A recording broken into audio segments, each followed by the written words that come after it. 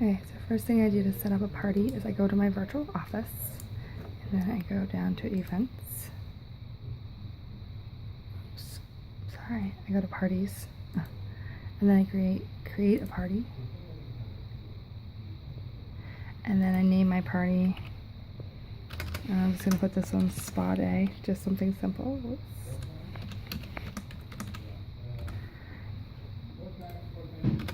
If you want, you can put a description in if you're doing an actual party for a friend. I'm doing this for myself for the splurge, so I'm not going to select a hostess, but you can select hostesses that you've previously had. I'm going to select myself, my shipping address. I'm going to hostess ship disable. I always do this.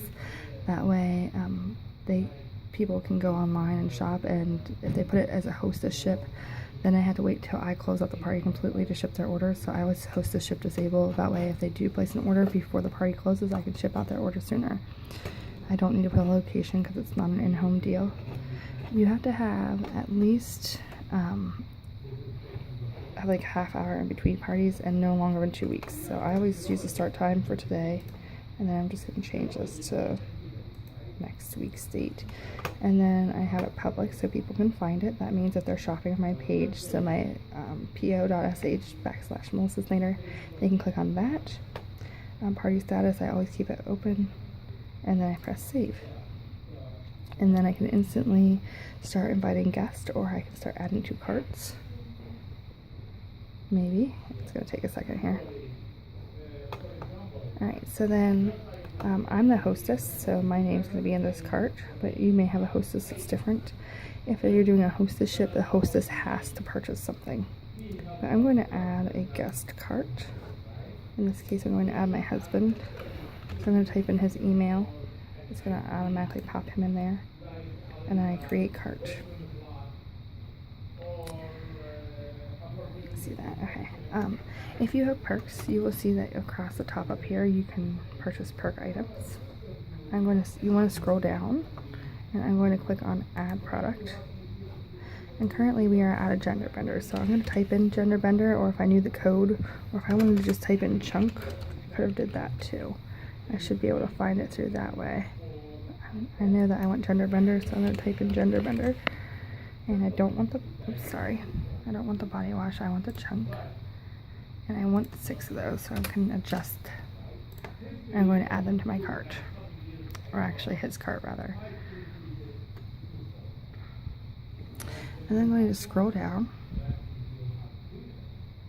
And you can see that he has 6 gender benders in his cart.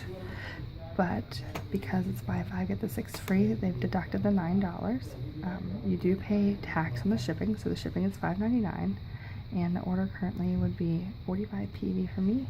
Total order for my customer, they'd pay $50.99. If I want to add more items, I just come add more product.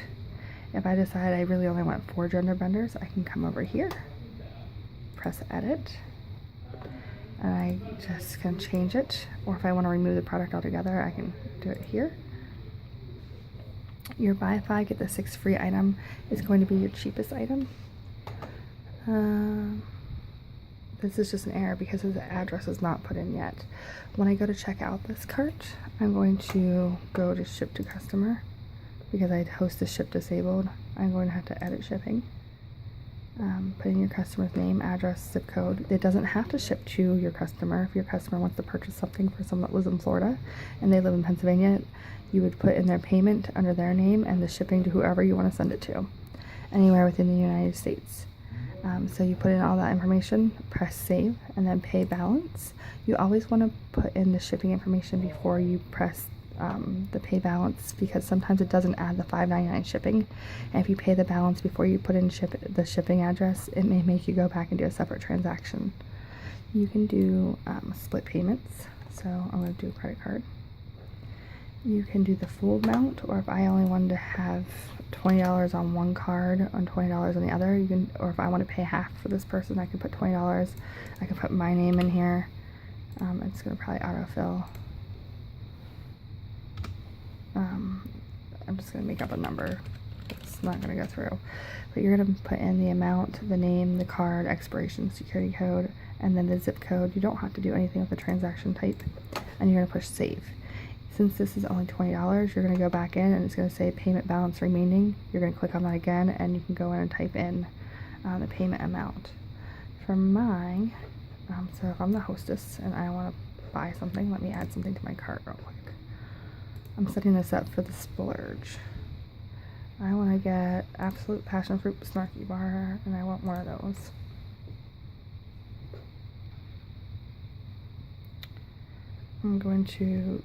I can choose to pay the balance, add payment. If I don't want to use my credit card that's on file, and I have ProPay money, so it's Wednesday, so I got paid with my Posh, I can select ProPay, and I can push select, and it tells me currently, since I just spent all my money on ProPay, I only have $185, but I can just use my ProPay account on file, and then I press save and submit. The hostess cart does not, I'm going to delete this, but the hostess cart does not ship out until the very end when you close the party. So let me delete that from my cart. If I wanted to, my husband's cart was complete, if Jeremy's cart was complete, I would just come over here and do cart checkout, and his cart can check out before the party closes. If I'm completely ready for the party to close and I'm ready for myself to check out as the hostess or my hostess to check out, only then do you go the whole way to the bottom of your screen. Alright, maybe it's hidden here, and it says submit order. If you submit order that closes your party, you cannot go back and add anything to your party. You cannot make any changes at that point. So I never usually click the submit order unless I absolutely have a something in my hostess cart that I need to ship out. Your party will automatically close on its own after 2 weeks. If you need to extend your party, you just go back up to edit details. You can edit the details for your party and you can change the time. So if I want my party to run for 3 weeks from now, I can change it to starting on the 22nd, and I can go to the 29th, so I can extend it by 2 weeks at a time and save. And even though it doesn't start till next week technically, I could still add orders to my cart and check out orders. People can shop early if you want to do it that way. That way you can leave your party open for a long amount of time. If you want to see who's got orders, or you can come in here and see view event. It will tell you the event name, title, and it will also tell you down here who has a cart in your event. So whether you put it in yourself or someone shopped from a link and selected this event for a party, you'll see that on there. Guests can also go on, log in, and create messages, and you can send messages to your guest. So quick overview on creating a party. This is my favorite way to do splurges. And if you want to get back to your carts, you just click carts. If you ever need to get back to this page, you can always just go on your virtual office. Once your party is already set up, go to parties, and then you can go to my parties. It will show you all your parties that are open and closed. It's just really slow today. There we go. And this is my one I just created that's open. All the rest of mine have closed, and they close on their own, or I can close it myself. I generally leave mine open to the public, just so if people are shopping, they can add to it. So, and I just go to carts to add more. If you have any questions, let me know. Thanks, guys.